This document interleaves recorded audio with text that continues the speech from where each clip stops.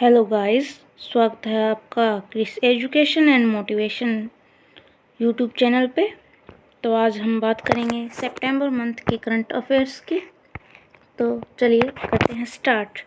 इसमें सबसे पहले अपने दो योजनाओं के बारे में बात करेंगे जो 2 अक्टूबर को स्टार्ट की गई है, जिसमें एक है प्रशासन शहरों के संग और प्रशासन गाँव के संग। तो चलिए प्रशासन शहरों के संग में अपने पढ़ लेते हैं। तो इस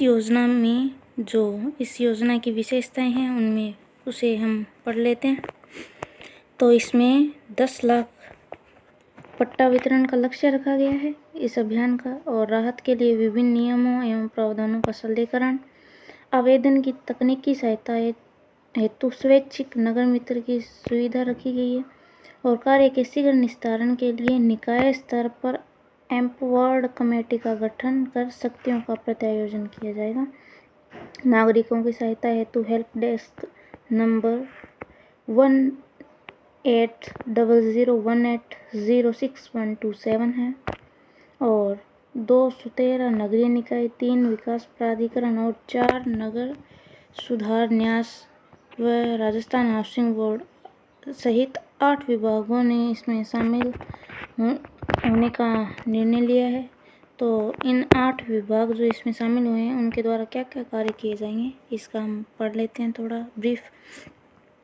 तो इसमें इनके द्वारा पट्टा जारी किया जाएगा और भवन निर्माण स्वीकृति दी जाएगी, नाम हस्तांतरण, उपविभाजन, पुनर्गठन, लीज राशि जमा कराना, फ्री होल्डर के पट्टे जारी करना, जाति मूल निवास हैसियत प्रमाण पत्र जारी करना, मृत्यु जन्म विवाह प्रमाण पत्र जारी करेंगे, इंदिरा क्रेडिट कार्ड या स्वरोजगार हेतु आवेदन, समस्त प्रकार की सामाजिक सुरक्षा पेंशन योजनाओं में स्वीकृति, और मुख्यमंत्री कन्यादान योजना, पालनहार योजना, सुखद दाम्पत्य योजना में स्वीकृतियां दी जाएगी, और मुख्यमंत्री चिरंजीवी स्वास्थ्य बीमा योजना के अंतर्गत डोर टू डोर सर्वे अभियान व चिरंजीवी योजना में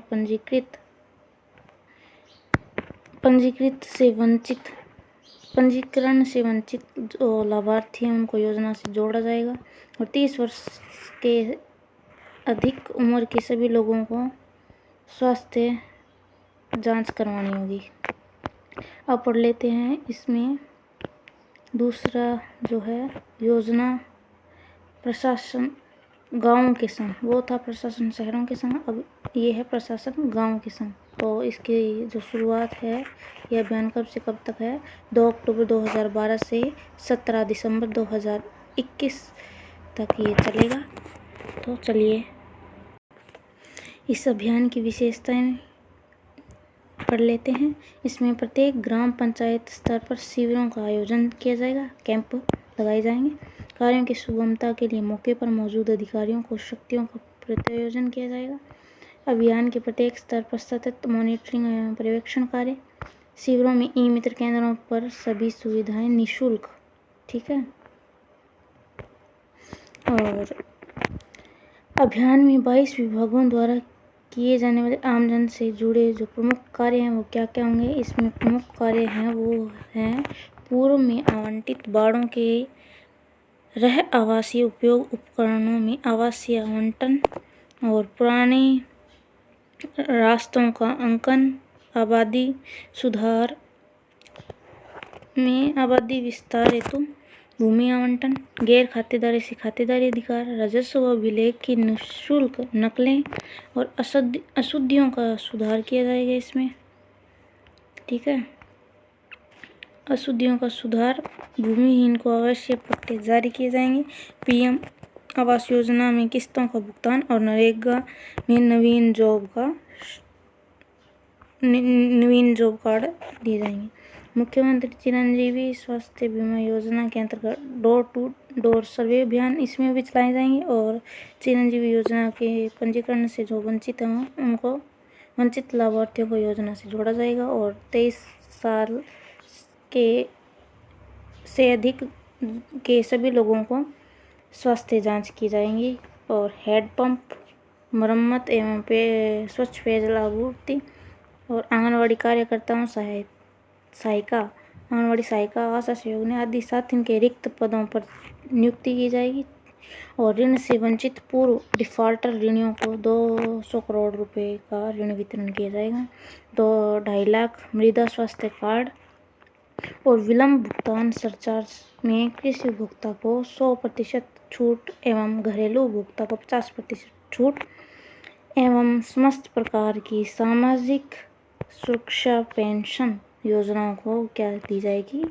स्वीकृति दी जाएगी। ठीक है।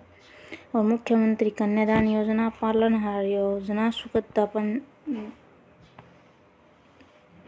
सुखद दाम्पत्य योजना में स्वीकृतियां दी जाएगी। क्षतिग्रस्त सड़कों एवं राजकीय भवनों की मरम्मत करवाई जाएगी। इसके अंतर्गत गांव में प्रशासन और शहरों में प्रशासन, गांवों के संग और शहरों के संग प्रशासन अभियान 2021 सरकार का महत्वाकांक्षी कार्यक्रम है। इसके माध्यम से आमजन से जुड़ी समस्याओं का मौके पर ही समाधान सुनिश्चित किया जाएगा। इस अभियान के लिए जटिलताओं को दूर करते हुए विभिन्न नियमों का सरलीकरण किया गया है और इससे वर्षों से लंबित कार्यों को पूर्ण होने में सुगमता होगी। ठीक है। अब हमारा प्रश्न है कि राजस्थान की हैमर थ्रोअर जिन्होंने 20 सितंबर 2021 को तेलंगाना में आयोजित नेशनल ओपन एथलेटिक्स चैंपियन में स्वर्ण पदक जीता, तो इसमें है मंजू बाला। एशियाई खेलों में कांस्य पदक विजेता राजस्थान की हैमर थ्रोअर मंजू बाला ने धमाकेदार वापसी करते हुए तेलंगाना के वारंगल कहाँ था ये था वारंगल में। ठीक है। आयोजित नेशनल ओपन एथलेटिक चैंपियनशिप में 19 साल पुराना मीट रिकॉर्ड तोड़ दिया। मंजू बाला ने यहाँ 64.42 मीटर के थ्रो के साथ स्वर्ण पदक जीता है। यह मंजू बाला का सर्वश्रेष्ठ प्रदर्शन रहा। 2022 में इस मीट में बनाए गए हरदीप कौर के रिकॉर्ड को इन्होंने तोड़ा है, जो हरदीप कौर ने 61.67 मीटर की दूरी पर ये फेंका था भाला। उनका यह थ्रो सरिता रोमित सिंह 65.25 मीटर के राष्ट्रीय रिकॉर्ड के बाद दूसरा सर्वश्रेष्ठ रिकॉर्ड है। तो चलिए अब अगले प्रश्न पे। प्रदेश के उद्यमियों को निर्यात के प्रति आकर्षित करने के उद्देश्य से जयपुर में 21-22 सितंबर 2021 को किस कार्यक्रम का आयोजन किया गया था? तो ये कार्यक्रम कौन सा था? वाणिज्य कार्यक्रम था इसका नाम। ठीक है। वाणिज्य उत्सव का उद्घाटन किसने किया? तो उद्योग मंत्री प्रसादी लाल मीणा ने किया इसका उद्घाटन। कार्यक्रम का उद्देश्य क्या था? इस कार्यक्रम का जो उद्देश्य था, निर्माता को निर्यातक बनाने का उद्देश्य रखा गया इसमें। यह उत्सव केंद्र के विदेश व्यापार महानिदेशक और राज्य सरकार की साझेदारी से किया गया था। इसमें 20 से 26 सितंबर को वाणिज्य सप्ताह का आयोजन किया गया था। तो वाणिज्य सप्ताह 20 से लेकर 26 सितंबर तक था। इस दौरान अगस्त 2021 में मिशन निर्यातक बनों की शुरुआत की थी और वाणिज्य सप्ताह के दौरान उद्यमियों और निर्यातकों को प्रदेश के निर्यात ढांचे, सुविधाएं, लाइसेंस, दस्तावेजीकरण और केंद्र की योजनाओं की जानकारी इसमें दी गई थी। यह कार्यक्रम राज्य के प्रत्येक जिले में आयोजित किया गया। ठीक है। तो अगला प्रश्न देख लेते हैं। 24 सितंबर 2021 को कोटा विश्वविद्यालय का कुलपति किसे नियुक्त किया गया? तो जो 24 सितंबर 2021 को कोटा विद्यालय का जो कुलपति है वो प्रोफेसर नीलिमा सिंह को नियुक्त किया गया है? तो इसका उत्तर हो जाएगा प्रोफेसर नीलिमा सिंह। तो इनकी नियुक्ति कितने समय के लिए की गई है? 3 ईयर के लिए इसकी की गई है नियुक्ति इनकी। अजय कुमार शर्मा को MBA विश्वविद्यालय जोधपुर का पहला कुलपति नियुक्त किया गया था। ठीक है, अगला प्रश्न देख लेते हैं। 13 सितंबर 2021 को 6वें राज्य वित्त आयोग की रिपोर्ट विधानसभा में पेश की गई। तो 6वें वित्त आयोग के अध्यक्ष कौन हैं? तो 6वें वित्त आयोग के अध्यक्ष है प्रद्युम्न सिंह। क्या कौन है? प्रद्युम्न सिंह। आप इसको याद रख सकते हैं। कांग्रेस वरिष्ठ नेता हैं ये। प्रद्युम्न सिंह की अध्यक्षता में 6वें वित्त आयोग की रिपोर्ट जो है वो पेश की गई। कब? 13 सितंबर 2021 को। नगरीय विकास मंत्री शांति धारीवाल ने यह रिपोर्ट क्या है पेश की थी विधानसभा में। पंचायती राज संस्थाओं और शहरी निकायों को आर्थिक संसाधन देने के लिए गठित छठे वित्त आयोग ने अपनी अंतरिम रिपोर्ट में भाजपा शासन के आयोग की सिफारिशों के आधार पर ये राशि जारी करने को कहा। और वित्त आयोग ने पंचायतों को 7,366 करोड़, शहरी निकायों को और 2,442 करोड़ रुपए जारी करने की सिफारिश की है। पंचायतों को तो 7,366 करोड़ और शहरी निकायों को 2,442 करोड़ रुपए जारी करने की सिफारिश की गई है। कोविड-19 की रोकथाम एवं जागरूकता के लिए राशि का प्रावधान किया गया है। ये रिपोर्ट में बताया गया है कि कोविड-19 के प्रति जागरूकता व 90% टीकाकरण, स्वच्छता, स्वच्छ जल व सामाजिक समस्याओं के समाधान के लिए पंचायती राज संस्थाओं व शहरी निकायों को 2% प्रोत्साहन राशि भी दी जाएगी। इसमें नवाचार को भी महत्व दिया जाएगा। तो भाजपा शासन के आयोग की तर्ज पर प्रति व्यक्ति आय को आवंटन का आधार बनाया गया है। चलिए अब अगला प्रश्न इसमें है, केंद्रीय साहित्य अकादमी का राजस्थानी भाषा का युवा पुरस्कार किसे प्रदान किया गया मतलब? तो ये है महेंद्र सिंह छायन। कौन है? महेंद्र सिंह छायन को दिया जाएगा। भारत सरकार के केंद्रीय साहित्य अकादमी के युवा पुरस्कार का वितरण है वो किसको किया जाएगा? ये किया जाएगा महेंद्र सिंह छायन को। ये इनकी जो ये पुरस्कार है वो इनकी काव्य कृति इन धरती रे उजल आंगन के लिए इन्हें दिया जाएगा। अगला प्रश्न, 30 सितंबर 2021 को प्रधानमंत्री नरेंद्र मोदी ने पेट्रो रसायन के क्षेत्र के किस संस्थान को वीडियो कॉन्फ्रेंसिंग के माध्यम से राष्ट्र को समर्पित किया? तो ये था पेट्रोकेमिकल्स तकनीकी संस्थान जयपुर। तो मोदी ने किसको किया? CIPET यानी पेट्रोकेमिकल तकनीकी संस्थान जयपुर, इसका उद्घाटन किया। और इस संस्थान के माध्यम से प्रदेश के युवाओं को रोजगारोन्मुखी अवसर प्राप्त हो सकेंगे तथा स्नातक और स्नातकोत्तर व PhD जैसे पाठ्यक्रमों की विशेषता इसमें रहेगी। राज्य के 4 मेडिकल कॉलेजों का शिलान्यास किया गया था। 30 सितंबर 2021 को मोदी जी ने राज्य के 4 मेडिकल कॉलेजों का शिलान्यास किया। एक वर्चुअल कार्यक्रम में दौसा, सिरोही, हनुमानगढ़, बांसवाड़ा के मेडिकल कॉलेजों का शिलान्यास हुआ। धौलपुर के मेडिकल कॉलेज का शिलान्यास पंचायत चुनाव आचार संहिता के कारण फिलहाल टाल दिया गया था। और 31 सितंबर अगला प्रश्न है हमारा 2021 को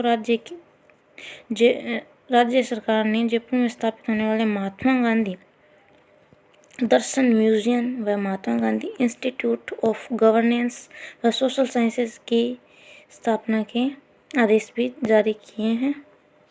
तो कब किए? 30 सितंबर 2021 को जारी किए थे। महात्मा गांधी दर्शन म्यूजियम व Mahatma Gandhi institute of governance व सोशल साइंसेज की स्थापना के आदेश जारी किए हैं। ठीक है, सितंबर 2021 में प्रदेश में चल रहे जल जीवन मिशन के पहले एमडी कौन बने थे? तो ये डॉक्टर पृथ्वी बने थे। ठीक है, ये जो जल मिशन है इसके तहत 2024 तक 84 लाख पेयजल कनेक्शन होने हैं। और अगला प्रश्न है, 29 सितंबर 2021 को मंत्रिमंडलीय एम्पवर्ड कमेटी के महत्वपूर्ण फैसले के अनुसार प्रदेश के किस स्थान पर निजी क्षेत्र की फिल्म सिटी बनेगी? तो ये बनेगी सुमेरपुर पाली में बनेगी। इसमें राज्य में निजी फिल्म सिटी, अम्यूज़मेंट पार्क से लेकर मेडिकल यूनिवर्सिटी और मेडिकल एजुकेशन कॉम्प्लेक्स बनेंगे। सुमेरपुर में फिल्म सिटी, नाथद्वारा में अम्यूज़मेंट पार्क और जयपुर में मेडिकल यूनिवर्सिटी और मेडिकल एजुकेशन कॉम्प्लेक्स के लिए ज़मीन आवंटन का फैसला किया गया है। ठीक है, और सुमेरपुर में फिल्म सिटी के लिए Shilpali film city private limited Mumbai को 375 बीघा जमीन का आवंटन किया गया है। और कंपनी यहां शुरुआत में 210 करोड़ रुपए का निवेश करेगी। इस मामले में कंपनी ने ब्यूरो ऑफ इन्वेस्टमेंट प्रमोशन ने वर्ष 2018 में प्रस्ताव भेजा था। मिराज ग्रुप की ओर से नाथद्वारा में अम्यूज़मेंट पार्क और विशाल उद्यान विकसित करने के लिए 25 बीघा जमीन का आवंटन होगा। तो नाथद्वारा में तो मिराज ग्रुप को, सुमेरपुर में फिल्म सिटी प्राइवेट लिमिटेड और मेडिकल यूनिवर्सिटी व अस्पताल के लिए फॉर्चून फाउंडेशन जयपुर शहर में मेडिकल यूनिवर्सिटी और अस्पताल बनाएगा। तो इस संस्था को अजमेर रोड पर जेडीए की वेस्ट वे हाइट्स योजना में 41,522 वर्ग मीटर जमीन आवंटित की जाएगी। और मेडिकल एजुकेशन कॉम्प्लेक्स पूर्णमल फूला देवी मेमोरियल ट्रस्ट को जगतपुरा के पास जीरोता के स्वास्थ्य care skill medical education complex के लिए 64,890 वर्ग मीटर जमीन आवंटित की गई है। ठीक है, तो ये ज़्यादा डीप हो गया। इसमें अगला प्रश्न है अपना, 16 सितंबर 2016 को चिकित्सा विभाग राजस्थान द्वारा जारी नवीन निर्देशों के अनुसार निःशुल्क दवा योजना के अंतर्गत राज्य के प्रत्येक जिले में किन लैब की स्थापना की जाएगी? तो मदर लैब की स्थापना की जाएगी। आप इसका स्क्रीनशॉट ले सकते हैं। और साला संबल ऐप क्या है? तो ये गोविंद सिंह डोटासरा शिक्षा मंत्री 15 सितंबर 2021 को शिक्षा संकुल में साला संबल ऐप का विमोचन किया गया। विद्यालय निरीक्षण के बाद प्राप्त डाटा की त्वरित विश्लेषण, शैक्षिक प्रक्रियाओं और परिणामों के विश्वसनीय डाटा का संग्रह करने तथा विद्यालय संबल प्रक्रिया को सरल बनाने के लिए इस ऐप का निर्माण किया गया है। ठीक है, इसके तहत राज्य, संभाग, जिला, ब्लॉक स्तर पर शिक्षा अधिकारियों द्वारा विद्यालय निरीक्षण किया जाता है व अवलोकन प्रपत्र की प्रविष्टि शाला दर्पण पोर्टल पर की जाती है। ठीक है, अब ये है राजस्थान भू राजस्व संशोधन विधेयक 2021। तो 18 सितंबर को ये विधेयक पारित किया गया था। इसके तहत गांव में बाड़ों के लिए दी गई भूमि अब राज्य सरकार आवासीय पट्टे पर जारी कर सकेगी। इसमें पट्टे 500 गज के उपखंड अधिकारी व तहसीलदार जारी कर सकेंगे। 22 सितंबर 2021 को डूंगरपुर के कृषि विश्वविद्यालय की शुरुआत राज्यपाल कलराज मिश्र द्वारा की गई। डूंगरपुर कृषि विश्वविद्यालय महाराणा प्रताप प्रौद्योगिकी विश्वविद्यालय व उदयपुर की संघटक इकाई के रूप में शुरू हुआ है ये। और राज्य में इस प्रकार के 13 नए कृषि विश्वविद्यालय खोले जाएंगे। ठीक है, ग्रामीण आई स्टार्ट कार्यक्रम है, तो ये क्या है इसके बारे में देख लेते हैं थोड़ा।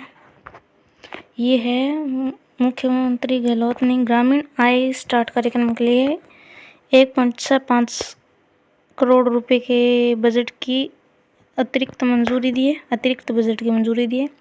इसके लिए युवाओं को स्टार्टअप गतिविधियों को जोड़ने के लिए ये कार्यक्रम शुरू किया गया है।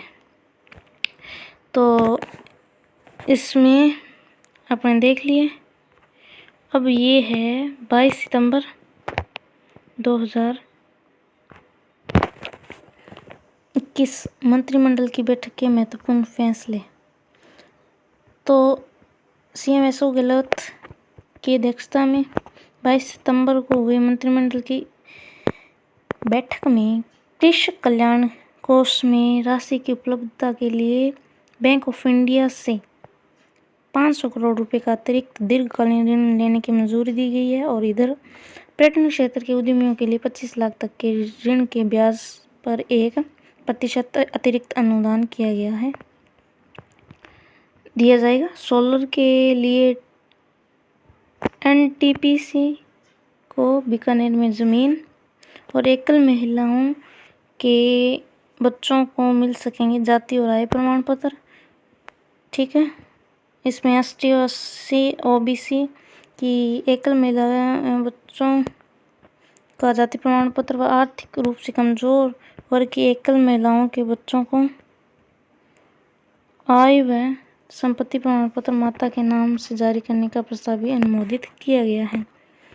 और अनुकंपा नियुक्ति का दायरा बढ़ाया जाएगा। मृत सरकारी कर्मचारियों के आश्रितों को अनुकंपात्मक नियुक्ति अधिनियम 1996 में संशोधन का अनुमोदन का दायरा बढ़ाया जाएगा। अब आश्रित के रूप में तलाकशुदा पुत्री व अविवाहित राज्य कर्मचारी की मृत्यु होने की स्थिति में उसकी माता या पिता या अविवाहित भाई या बहन अथवा कोई भी आश्रित नहीं होने की स्थिति में विवाहित पुत्रों को भी सम्मिलित किया गया है।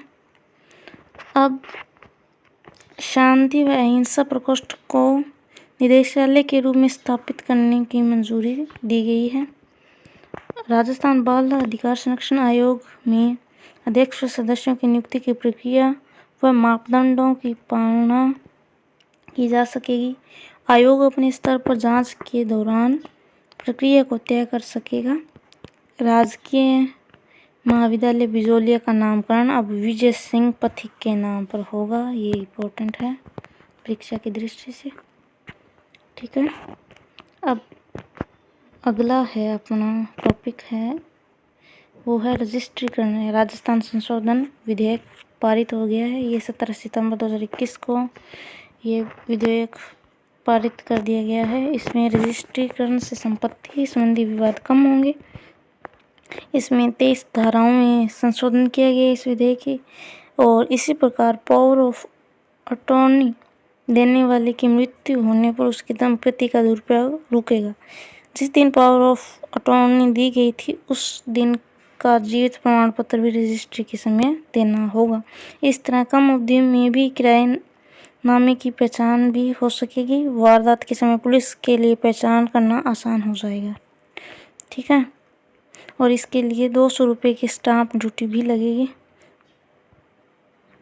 10 लाख रुपए की अगर कोई संपत्ति है तो उसके लिए 200 रुपये की स्टाम्प ड्यूटी भी लगेगी।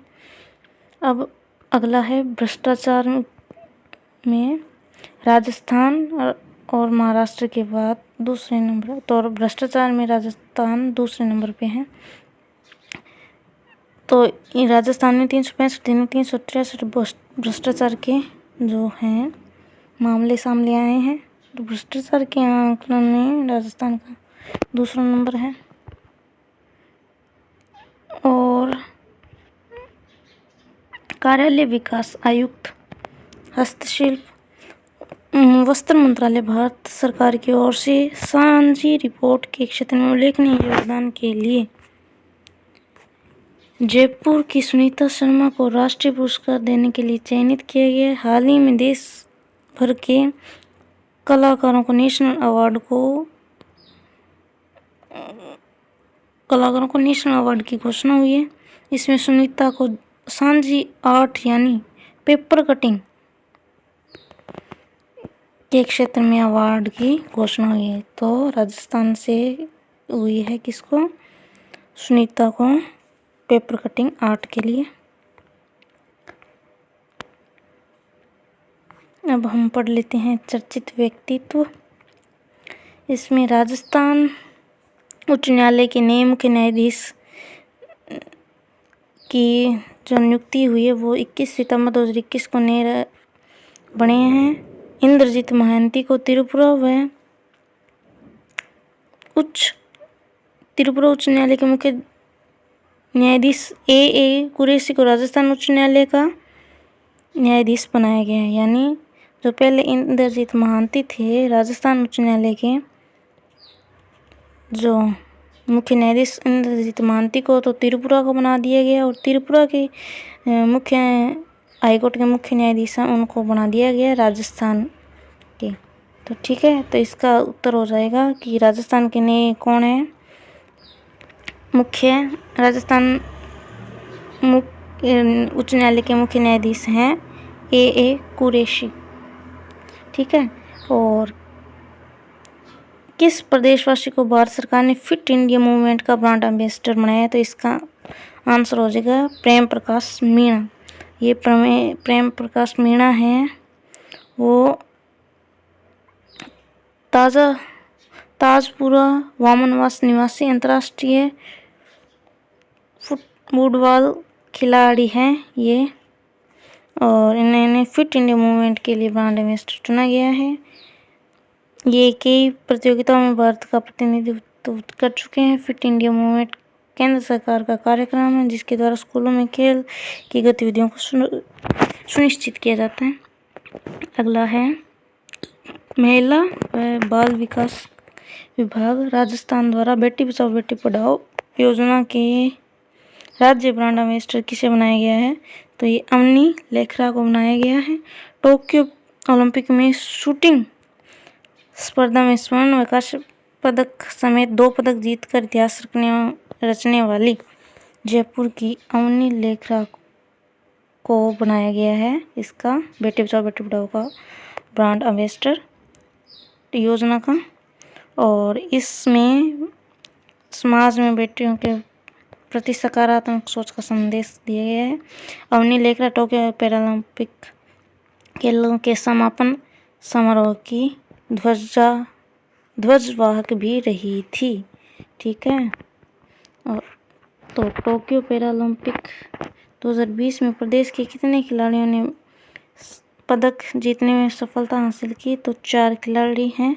4 खिलाड़ियों ने 5 पदक जीते। देख लेते हैं इसमें अवनी लेखरा जिन्होंने कितने पदक जीते? 2। एक कौन सा जीता उन्होंने जीता? एक तो स्वर्ण जीता और एक कांस्य जीता। देवेंद्र झांझड़िया, सुंदर सिंह गुर्जर और कृष्ण नागरा सम्मिलित है। इसमें 4 हैं। इसमें अवनी लेखरा को स्वर्ण पदक जीतने पर 3 करोड़ व कांस्य पदक जीतने पर 1 करोड़ यानी कुल 4 करोड़, और देवेंद्र झांझड़िया को रजत पदक जीता देवेंद्र झांझड़िया ने तो उनको 2 करोड़, सुंदर सिंह गुर्जर को कांस्य पदक जीतने पर 1 करोड़ और कृष्ण नागर को स्वर्ण पदक जीतने पे 3 करोड़ का नगद पुरस्कार देने की घोषणा भी की गई थी। इसमें प्रत्येक खिलाड़ी को सरकारी नौकरी और शहरी क्षेत्र में प्लाट व ग्रामीण इलाकों में 25 बीघा जमीन देने की घोषणा। और हालांकि इन्हें पहले से ही वन विभाग ACF पद पर नियुक्ति दी जा चुकी है।